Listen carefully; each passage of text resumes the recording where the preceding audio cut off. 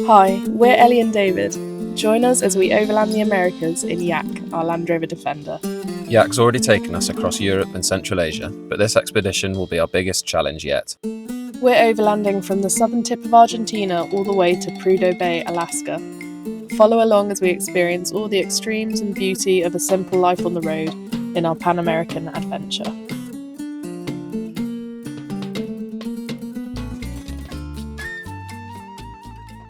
Good morning from Buenos Aires. We got here last night and were well and truly shattered. It was a long journey after my dad driving us up to Heathrow and then a 16-hour flight through the night, stopping in Sao Paulo. Didn't get much sleep at all, really. From dropping Yak off until we flew, it was an incredibly busy period, just finishing off work and then seeing as many people as we could before we left. Yeah, we didn't really have a chance to film anything, but we'll try and catch you up. So we got here last night and we're here, we're excited, and now obviously just waiting to pick Yak up. We've booked this Airbnb for 5 nights, is it? Just so nice to have the chance to stop for a bit and have a proper holiday. We were saying it's good, it's kind of forced us to slow down, because if we were straight into picking up Yak and getting into the trip, I don't know how well we'd do, because we're just a bit knackered from work and everything. So we've got this week to just really chill, see the city, do all the touristy bits, have some nice steak hopefully. And it's my birthday in a couple of days as well, so that'll be really fun. Yeah, we've been tracking Yak over the last couple of weeks as it's gone kind of down to Morocco, and then the container changed ships and it's headed out kind of across the Atlantic. Annoyingly, it's currently in Buenos Aires in the port here. Really frustrating, but we're picking up in Montevideo because I think kind of all the port, all the taxes and all the kind of bureaucracy is a lot easier over there. But so Yak is very close to us right now, and then after this kind of 5 days, we're going to get the ferry across from Buenos Aires to Montevideo and pick Yak up.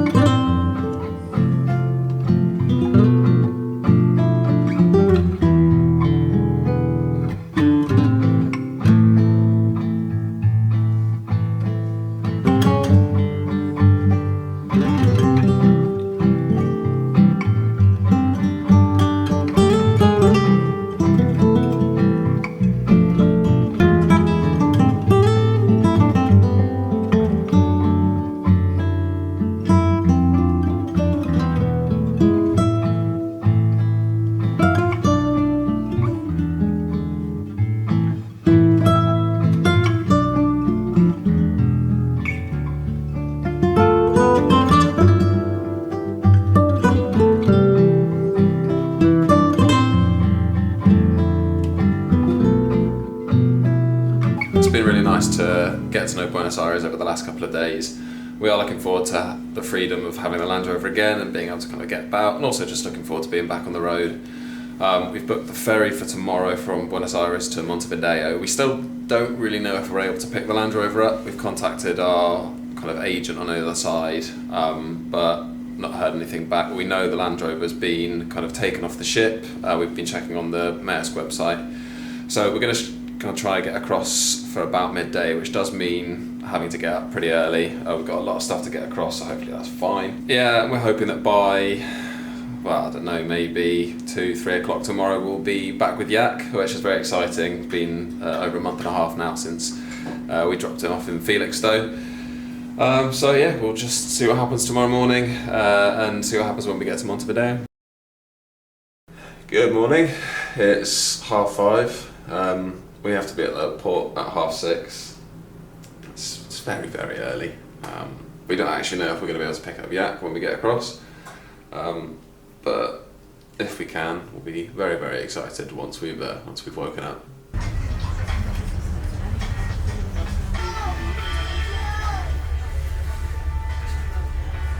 We are officially in Uruguay. We've got the ferry across, which was pretty painless. It's quite easy. It took about an hour and a half, I think, and then got a 2.5-hour coach because the port was actually outside of the city, and then it was 2.5 hours on the coach into Montevideo. So we're here now, but we got to the offices of the fixer agent who's sorting stuff out for us. It became pretty clear quite quickly that it wasn't going to be a super easy process. It was probably a bit naive of us to expect it to all happen today, but I think we were hoping, just because we wanted to be on the road, but might be able to sort it out tomorrow. We're still actually waiting to hear back from our Mercosur insurance, which you have to have in South America. And so until we do that, we can't do anything. But even so, he said it might be tomorrow, might be the day after, and obviously, the longer we're doing that, the more we're spending on accommodations. We had to find an Airbnb, really cool building, and overlooking quite a nice plaza. But yeah, we're just hoping I hope maybe tomorrow, if not the day after, we can get the Land Rover and then get sorted. It'd be nice to have a little look around the city. We're going to head out now and grab some food. We are on day 2 of being in Montevideo. We've done a lot of emailing and kind of WhatsApping this morning, trying to sort out our insurance, because at the moment that's the only thing that's holding us back. We've not really heard much from the insurance company. Just they haven't sent us the documents, they haven't asked us to pay anything yet. However, in the last 5 minutes, they've got back to us sending us some document that means we can drive whilst we wait for the actual official insurance document to get through. We've sent that to our fixer down at the port, and he's saying we should be able to pick the vehicle up tomorrow. Yeah, it's all right being stuck here. It's obviously it's nice and warm. It's quite a cool plaza outside. Ellie's doing some YouTube, but it's quite expensive. The food is more expensive than Argentina, so it's not ideal being stuck here. But can't complain really. About 24 hours later, we were in the port, feeling a bit nervous to see what state yak would be in, but so excited to finally be reunited. We can't describe how surreal it was having yak in South America, and also a bit emotional after imagining this moment for so long. After a few checks, we were relieved to find that yak was in really good condition and amazingly didn't even have any mould.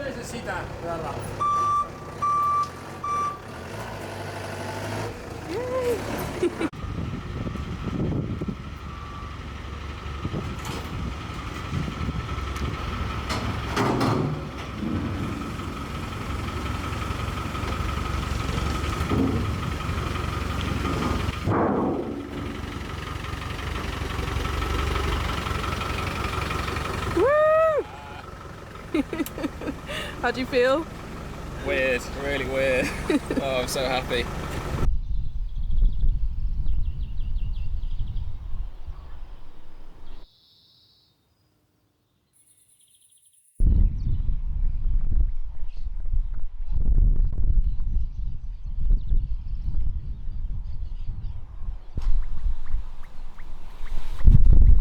It's officially our first morning on the road. It feels so good. Such a good first camping spot. We're in some really nice dunes, and I think it's some kind of nature reserve, but yeah, really nice and peaceful. So we've just kind of spent the morning rearranging yak. We had quite a few bits to sort. David's greased the props, that kind of thing. And now I think we're going to try and find somewhere to kind of stock up on Land Rover oils, water, because we're out of water. And then we'll just slowly head over to the Brazilian border and hopefully cross later today.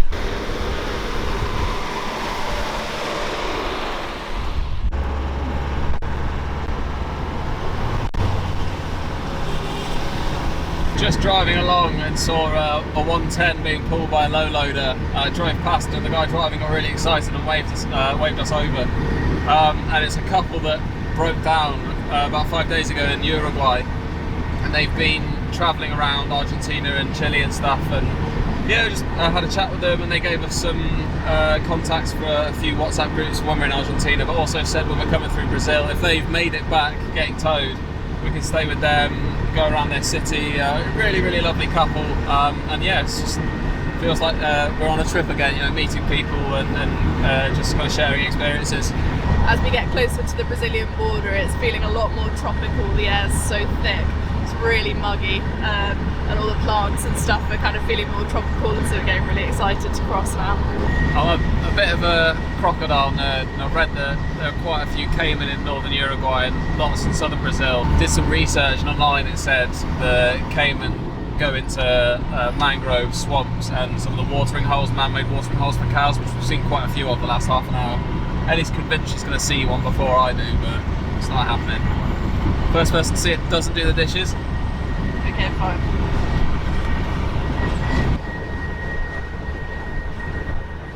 I haven't seen one yet, but I'm on high alert. I have, however, just seen a capybara, and Ellie was very jealous because she didn't see it.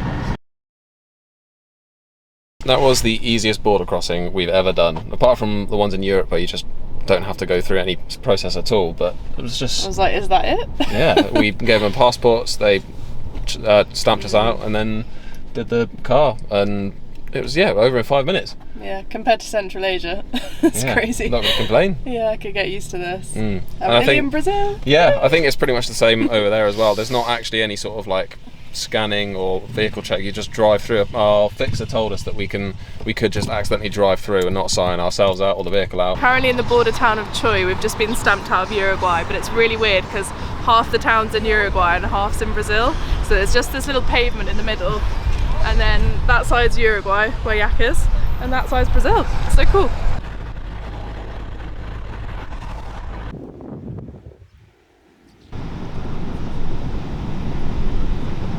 We've not made many significant changes to Yak from the last trip to this one, but one of the biggest we've done is the water tank that we've got under the left wheel arch. So we've got a 36 litre water tank here, and then under the right wheel arch we've got a 45 litre fuel expansion tank, and it just means that we're both able to sleep in the back if we need to when it's too windy or maybe less safe. On the last trip we had so many jerry cans inside that it just meant when it was really windy we could only sleep one person in the back. So I slept on the driver's seat quite a lot, which was not ideal. Yeah, so we got a little filler cap here. We found an army barracks yesterday and they let us use their hose to fill up. It fits 36 litres, which is quite a lot. We've still got the lifesaver around the other side. Really simple setup. Just turn the tap and that's it. I'm a bit worried that at some point we'll go off-roading and that will get smashed off, but if that happens we'll figure it out from there. Yeah, really pleased. It's made our life a lot nicer being able to sleep inside, which we did last night because it was really windy.